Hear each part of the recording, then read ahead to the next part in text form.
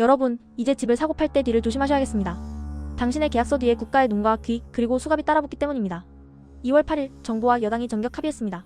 국무조정실 산하의 부동산감독원이라는 전무후무한 거대 감시기구를 신설하기로 했습니다. 단순히 조사만 하는 곳이 아닙니다.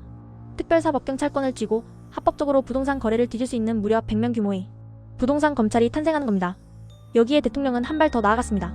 그간 민간 전월세 시장의 공급자 역할을 해주던 주택임대사업자 제도를 조준해 문제를 제기하며 사실상 해당 제도에 대한 사망 선고를 예고했습니다.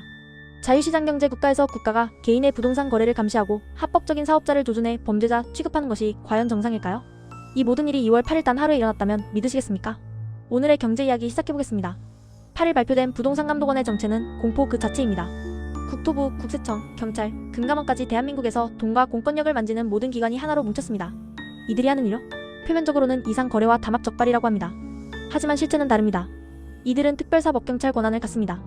검찰이나 경찰의 일반 수사 단계를 거치지 않고도 당신의 부동산 거래를 현미경처럼 들여다보고 바로 수사에 착수할 수 있다는 뜻입니다.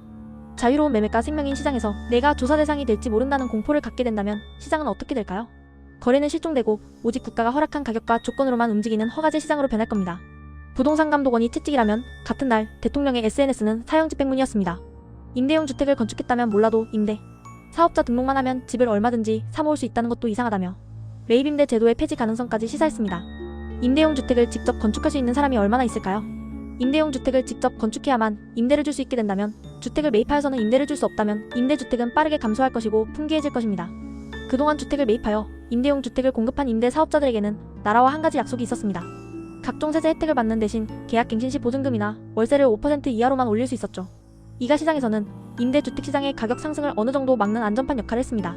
만약 이들에게서 세제 혜택을 없애 이들이 시장에서 사라진다면 보증금이나 월세를 5% 이하로만 올린다는 기준선이 없어진 시장에서 보증금이나 월세가 폭발적으로 증가할 것이 우려됩니다. 이를 안 문재인 정부는 2017년 대놓고 주택임대사업자를 우대하며 도리어 권하기도 했는데요. 그런데 이제 와서 그들을 집 사모으는 투기꾼으로 규정하고 혜택을 뺏겠다. 이건 국가가 대놓고 국민을 상대로 뒤통수를 치는 겁니다. 전문가들은 경고합니다. 주택을 매입해 임대시장에 공급하는 사람들을 죄악시하고 세제 혜택을 없애 세금을 많이 매기면 전세가 사라지고 월세가 폭등합니다. 세금 폭탄을 맞은 임대인이 그 비용을 임차인에게 전가하기 때문입니다. 서민들의 주거비는 수직 상승할 겁니다. 결국 임대사업자 사냥의 최종 피해자는 다주택자가 아니라 집 없는 서민들이 될 것이라는 뜻입니다. 정부의 말을 믿고 임대사업자로 등록한 국민을 죄인 취급하며 뒤통수를 치고 국민들이 자유롭게 부동산 거래하는 것에 대해 감독원까지 만들어 감시하겠다고 합니다.